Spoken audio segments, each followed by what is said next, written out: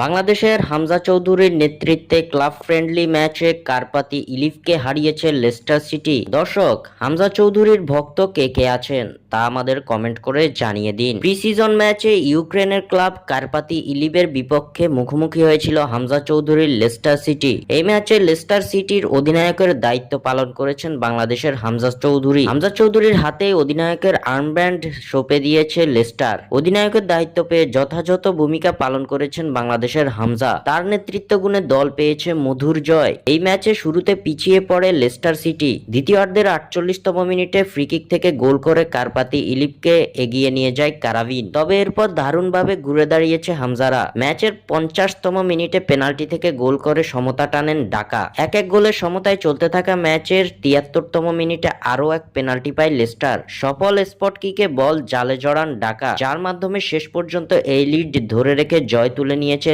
হামজা চৌধুরীর Leicester city. এই ম্যাচে ৭৫তম মিনিট পর্যন্ত মাঠে ছিলেন হামজা চৌধুরী। স্বাক্ষর থেকে সাদবিন ইসলাম।